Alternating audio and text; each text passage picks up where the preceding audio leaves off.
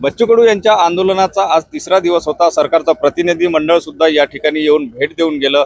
मात्र उद्या मुख्यमंत्र्यांसोबत मीटिंग सुद्धा लावण्यात आली। भाऊ, काय सांगाल? तुमच्या आंदोलनाला कुठेतरी यशाच्या जवळ जाताना दिसते आहे। जेथपर्यंत मीटिंग होत नाही, निर्णय होत नाही, तेपर्यंत यश आहे असं आम्ही मानत नाही।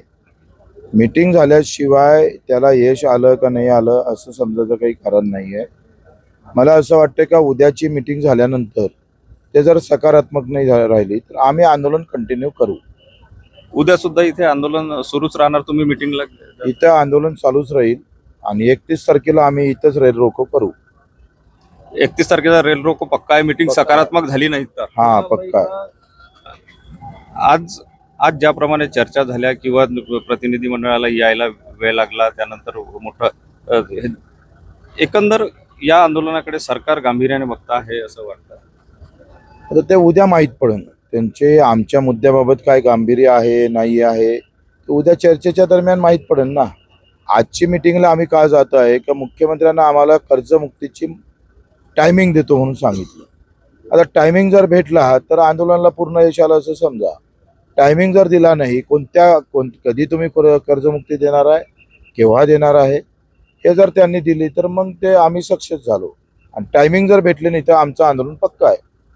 म्हणजे 31 तारखेचं जवळपास आंदोलन पक्का आहे? हे आंदोलन कंटिन्यू इथे राहणार आहे? हा, इथे कंटिन्यू राहणार आहे आंदोलन। आम्ही मागं घेतलं नाही, फक्त जो चक्का जाम होता, कोर्टाचे आदेश होते, त्याचा अवमान करणं काही उचित वाटलं नाही।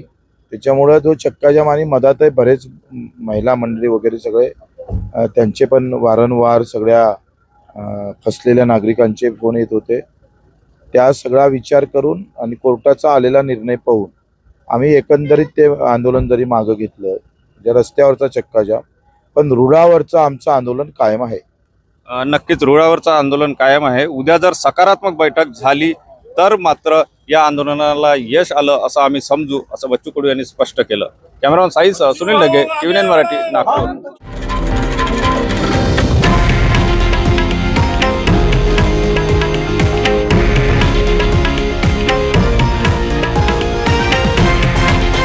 हे आहे देशातील नंबर 1 न्यूज नेटवर्क आणि आपण पाहत आहात TV9 मराठी, एकमेव।